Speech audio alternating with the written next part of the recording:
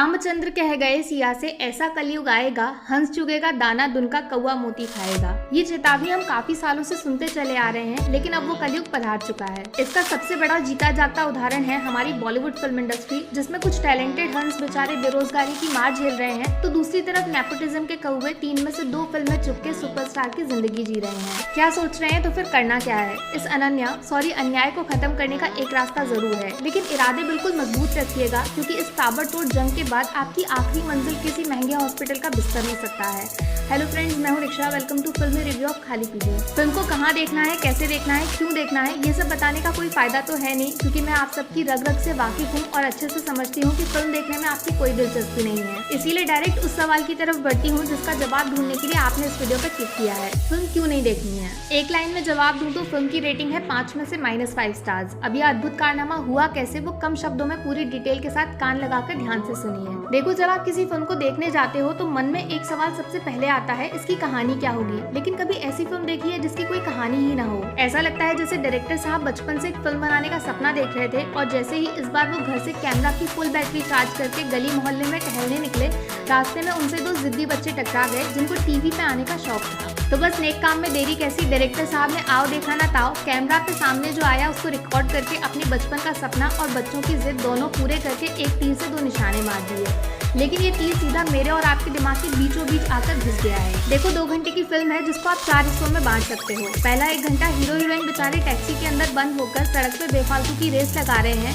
जिसमें अकेले दौड़ने के बावजूद वो सबसे लास्ट आते हैं। दूसरा आधा घंटा वो अनन्या मैडम अपने चेहरे के एक्सप्रेशंस बदलने की कोशिश में खर्च कर देती हैं, लेकिन एक्सप्रेशंस तो जैसे मानो कुत्ते की दुम से कंपटीशन लड़ा रहे हैं। वहाँ जिद्दी दुम टेढ़ी से सीधी नहीं होती, यहाँ एक्सप्रेशंस तस से मस नहीं होते। अगले 15 मिनट बेचारे जयदीप अहलावत अपनी टूटी फूटी किस्मत पे रोने में खर्च कर देते हैं। अरे बंदा कहाँ कमांडो में विद्युत से और बागी में टाइगर से आर पार की लड़ाई लड़ रहा था, और यहाँ जिस छोटू बच्चे की दाढ़ी मूंछ भी ढंग से बाहर नहीं निकली है, वो उनकी ऐसी तैसी करके मुक्के लात तमाचे सब कुछ धड़ाधड़ बरसा के बेफालतू इज्जत का कचरा कर देता है। मतलब ऐसा दिन भगवान किसी दुश्मन को भी ना दिखाए। बच गए लास्ट के 15 मिनट, उसमें अनन्या मैडम बियोंसे को कंपटीशन देने की पूरी तैयारी करके बैठी थी, लेकिन मेकर्स ने सोचा बियोंसे तो सिर्फ एक अकेली इंसान है, क्यों ना पूरी दुनिया को अनन्या की स्ट्रगल के सामने शर्माने का मौका दिया जाए। तो बस गाने के नाम की अदला बदली और हॉलीवुड फिल्मों के सीन्स की चोरी में बचे कुछ 15 मिनट भी खर्च हो जाते हैं, और फाइनली उस चीज के दर्शन होते हैं जिसके लिए मैंने 16 सोमवार का व्रत रखा था।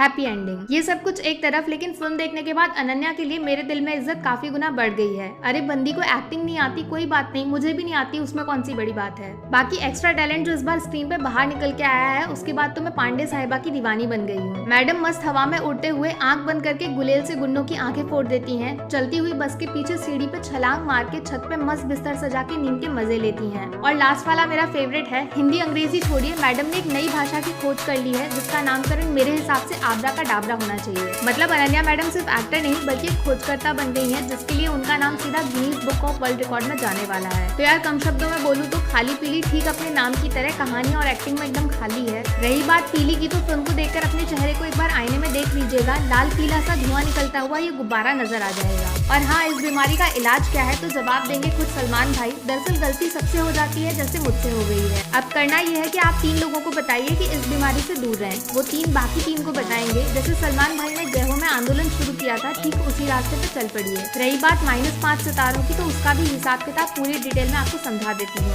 1 स्टार कटेगा नकली जैसे शब्द को भी शर्म से पानी पानी करने वाली फर्जी कहानी के लिए, 1 स्टार कान से खून की बूंद टपकने पे मजबूर करने वाले गानों के लिए, 1 स्टार डिक्शनरी के शब्दों का कत्ल करने वाले जानलेवा डायलॉग्स के लिए, 1 स्टार अनन्या मैडम की जहरीली एक्टिंग परफॉर्मेंस के लिए, जिसके लिए शायद ऑस्कर अवार्ड